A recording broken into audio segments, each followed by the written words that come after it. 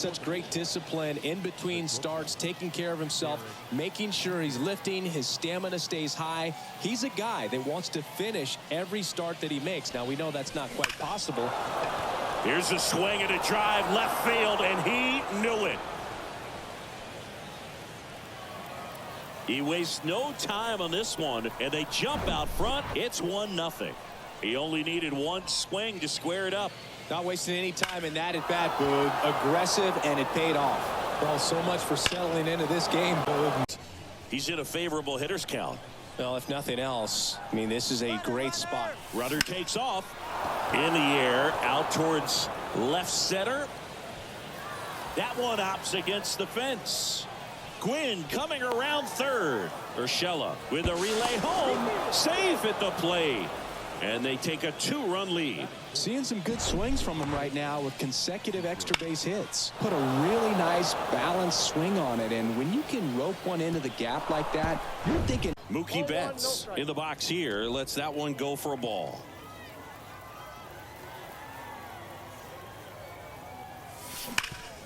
Swing and a ground ball up the middle. That's a base hit. Cano around third. Throw is offline, and he scores. It's 3-0. Everything came together for him. Couldn't get any air under it, but he smoked that ball back up the middle. Timing was just perfect. Got great wood on it. And the 0-2 from Hilton. Swings through it for the K. Couldn't catch up to the heater. And a swing and a miss, and that is the ball game. 3-1 ball game, quick game. We were looking for a little bit more. It seemed at points the offenses were going to break out, but a total of 4 runs combined. Really good pitching and defense on both sides. Just a couple of key swings making all the difference. And your final 3-1 for Chris Singleton and our entire outstanding crew here at MLB The Show. I'm John Shambi saying so long.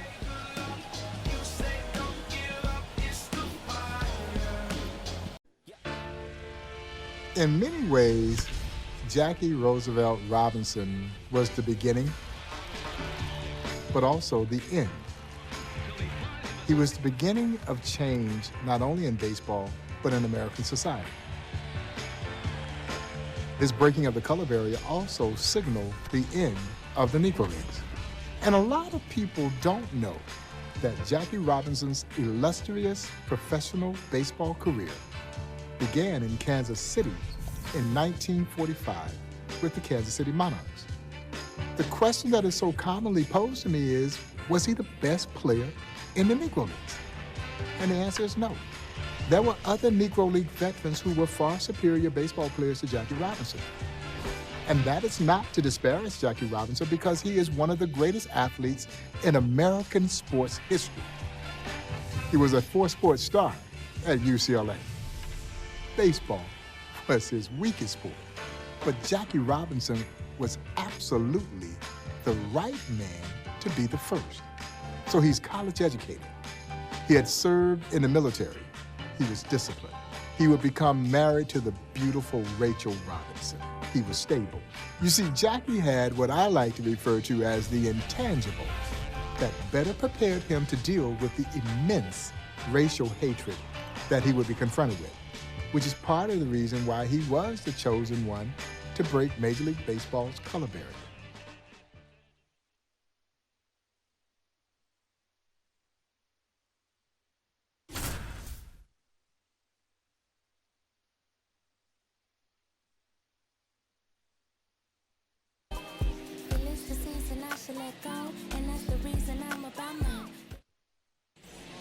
Jackie Robinson steps in for the first time as a member of the Kansas City Monarchs. Here comes a pitch. Ball one, no strikes. Jackie Robinson had so much inner strength to endure the burden of being the first to cross the Major League Baseball color line. This one smoked out to left. Hauls it in for the out. On a line out towards center. Drops in for a hit. Couldn't run it down. Round second, digging for third. And he makes it there with a 2-out triple, tying runs aboard. Man, those are the types of hits where you don't feel any vibration in your hands whatsoever. 0-1 down. Swings and blasts one deep to left center. Out of here. But he wasn't the only one in his family. And there's a rocket into the outfield. Around first and hustling for second. The throw in, and he's got a double. Couldn't have timed it up any better than that. Anytime you rip a line drive the other way, you feel really good about what you did at the plate. In one of the most iconic moments in Olympic history. You know who finished second? Mac Robinson, Jackie's older brother. Yeah, and he did that with a heart condition that he'd had since childhood. Also won a bunch of collegiate titles at the University of Oregon.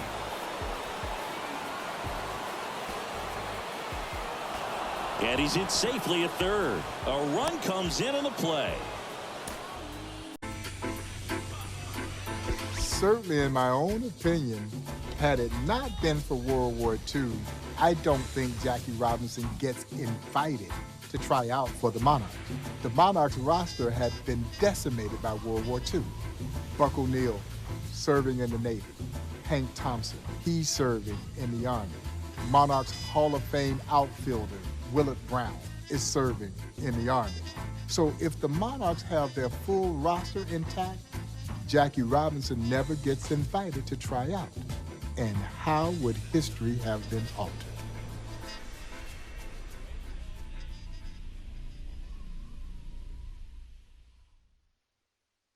Here's another story of Jackie in the Army. You know, some college football teams refused to play the Army's Fort Riley team if Jackie and other black players participated.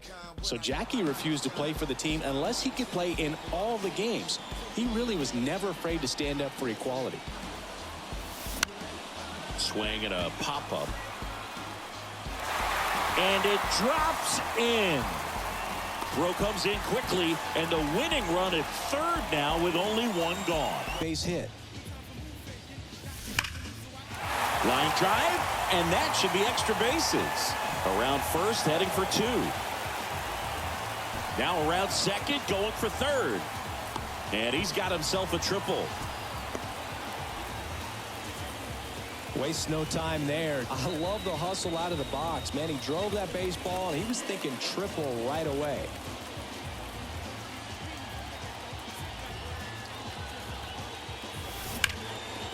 And that one is lifted in the air.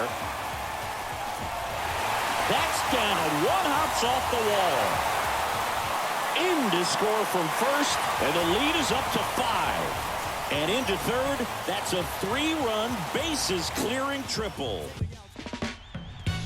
Jackie Robinson would make his Kansas City Monarch debut on May 6, 1945. He goes 1 for 4 with a run-scoring double and stole a base in the Monarchs' win over the Chicago American Giants. He's often right. He would put together a stellar 1945 season with the Monarchs, one worthy of him being invited to play in the East-West All-Star Game. Of course, by the end of that 1945 season, Jackie had disappeared. He was plucked away by the Brooklyn Dodgers. Jackie went with Sam Jethro and Marvin Williams, both outstanding hitters, to try out for the Boston Red Sox at Fenway Park. But really, it was more for show than anything else. The Red Sox ended up not integrating until 1959 with Pumpsie Green. Always feels amazing getting a job done when the team needs you to come through. It's just bigger than your own individual stats. Pretty much did the opposite of what you want to do with the pitch on the outside part of the plate like that. Just rolled over, but good hustle down the line and got the infield knock. Everything came together perfectly for him right there. And here it comes. That one is absolutely belted. And it bangs off the wall. One runs in. Another comes in to score. Murray with a relay throw. Not in time. He's safe at the plate. It's 4-zip. His confidence level is so high. Really nice job of coming through in a big spot. Absolutely blasted that one into the gap, but just didn't have quite enough to clear the wall out there. Maybe a little more elevation under it, and it carries over, but That's a swing you'll be happy with every time. And the first pitch misses for ball one.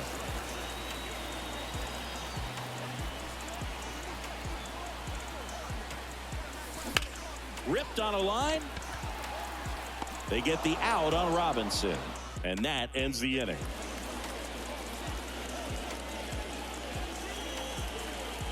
The wind of the pitch. Right field down the line, and that one slices foul. Well, these guys showing great discipline at the plate, and patience definitely seems to be the name of their game in this one. They've already earned 5 walks in the game, and of course, that's provided them with a lot of run-scoring opportunities.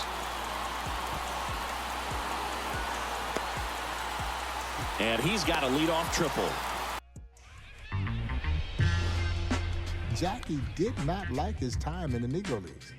And it wasn't because he didn't have great respect for the talent that was there in the Negro Leagues. Jackie Robinson hated the fact that he had to play in a Negro League. Jackie's mindset was that if I have the talent, I should be able to play in whatever league is available to me. And Jim Crow did not sit very well with Jackie Robinson. He was Los Angeles. He's California. So he wasn't accustomed to some of the things that the players in the Negro Leagues were having to endure. Long bus rides, going into towns where you weren't sure where you could get something to eat or have a place to stay. So life in the Negro Leagues left a bit of a sour taste in Jackie Robinson's mouth. Singing the life of a Negro Leagues player could be really hard. Jackie and the Monarchs once took a bus from Kansas City more than 24 hours east to Philadelphia, played a doubleheader the day they got there, and then left the next day. Base knock center field. So a man aboard now with one away. Well, they call that an advantage count for a reason. You're so much more likely to get something you can handle. That's about as textbook as it gets. Got his stride and load out of the way early. He stayed inside that ball and squared it up out front. Man, that was like he was in the cage hitting off a tee. And the players felt lucky if they could even get a plate of cold cuts. Into center and a base hit. So a man on base to start the inning. Still able to come through behind in the count right there. He got that front foot down, and pitch recognition was on point. Pretty impressive for an 0-2 count.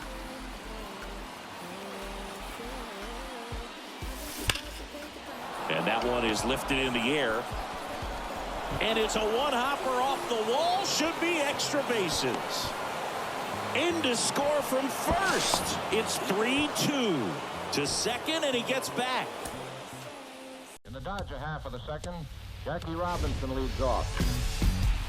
Well, Jackie Robinson was a tremendously gifted athlete. He quickly adopted that style of play that was signature of Negro Leagues baseball. Bold, brash, aggressive. And that's what he took with him over to Major League Baseball. And he was driving Major League pitchers crazy by stealing bases, and particularly his knack for stealing home. And of course, that was his nod to the Negro Leagues.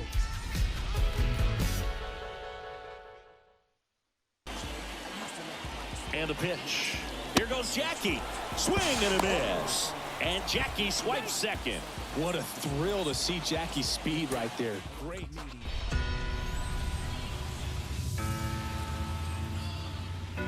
Jackie Robinson walks out on that field on April 15, 1947, and I draw the parallel of Jackie Robinson's breaking of the color barrier to carrying the same euphoria that we saw as a nation when Neil Armstrong landed on the moon.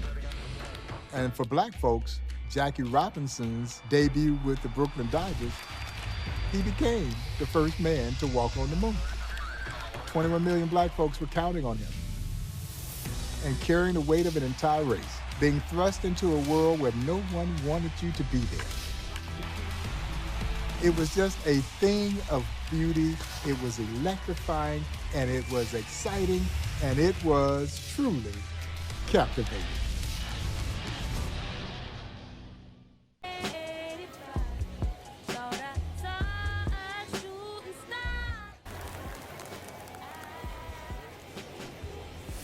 bunting, and he pops it up. It's safe at first, a bunt single. We were counting on Jackie to succeed, because his success was seen as advancement for a race of people who had been belittled for so long. That is an enormous amount of pressure for any one man to have to bear. In a game that is predicated on failure, he can't fail. Who knows how long it would have been before another black man would have gotten the opportunity to play in the major leagues. Somehow, Jackie Robinson summoned the will to perform at an incredible level. He earned the very first Rookie of the Year award, and he did so carrying the weight of an entire race of people on his shoulders.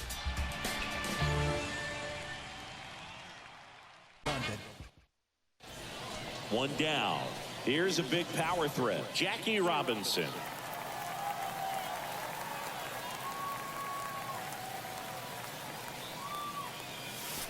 That pitch clips the outside corner, and that's strike one.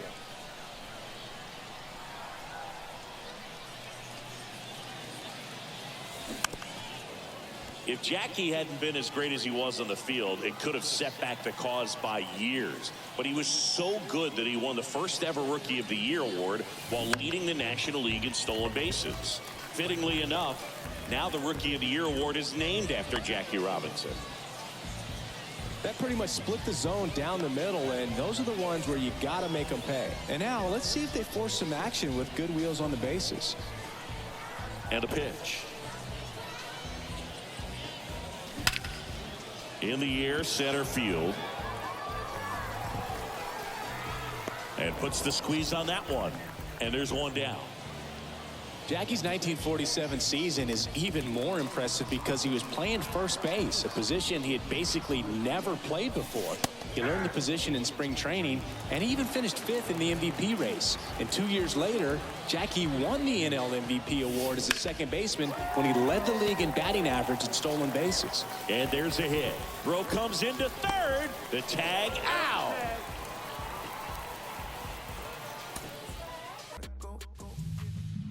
Here at the Negro Leagues Baseball Museum, we make the bold assertion that Jackie Robinson's breaking of the color barrier wasn't just a part of the civil rights movement.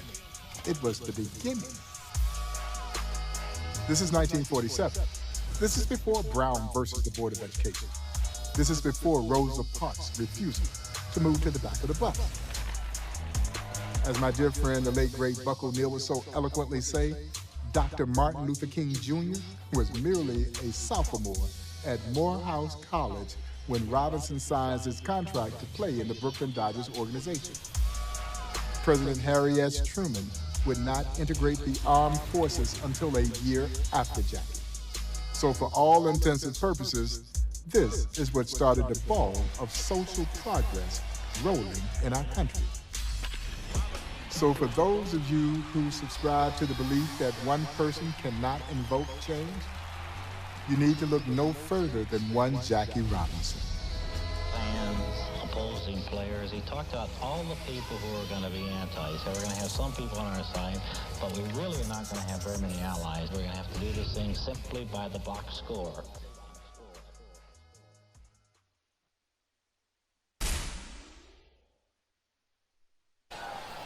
There goes Jackie. Pitch outside. Throw to second, and great jump. Well, a nice lead and a nice steal there to get into scoring position with the heart of the... Here's Harper, the count 2-1. This one drilled right center field. That one heading for the fence and gone. Bryce Harper with a star scraper, and it gives him the lead in the first. It's 3-0. Lightning fast hands to be able to hit that velocity fastball on the inside part of the plate. In my experience, when you're looking out over the plate, allowing the... First strike one. Singy, we were chatting about the GBL a little bit earlier. One of the first things people bring up is... Oh, and now this one's crushed. This one's on its way and gone. Mookie Betts blasts one out, and they add to the lead. It's 4-0.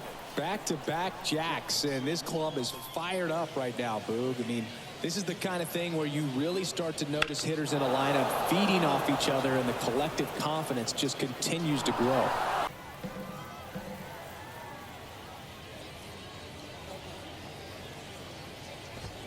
Cuts and misses. It's a strikeout. Well, he should get some fist bumps when he gets back into the dugout.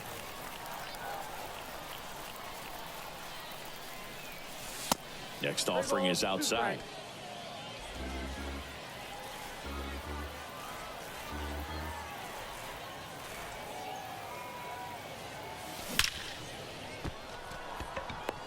Dives for it. Got it. Makes the play. You just can't take your eyes off of Mike Trout, whether he's at the plate or in the outfield. This guy's something special. May go down as the best we've ever seen. Incredible diving catch right there. Crone batting for the second time, and that's strike one. Pickoff move to first. Harper's back on a dive.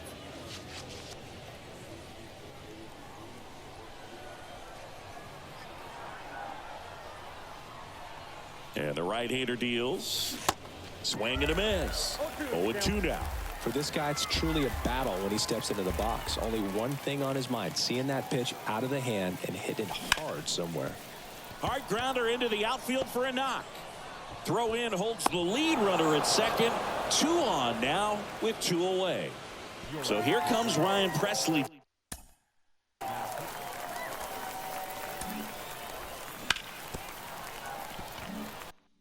To the mound. And he'll feature a hard slider to work off his fastball. And now Ryan McMahon. And a foul ball.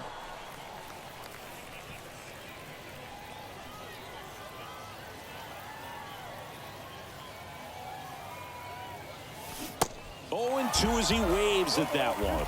Man, I'm pretty impressed out there on the mound right now. I mean, these are tough spots where pitchers really got to bear down. Those last 2 pitches were well executed. And that's down. A base hit. Here comes Harper around third. He will score, and they're up by 3. Back against the wall with 2 strikes, but found a way. Payoff pitch. Drilled to left center. Way back there, and that is gone.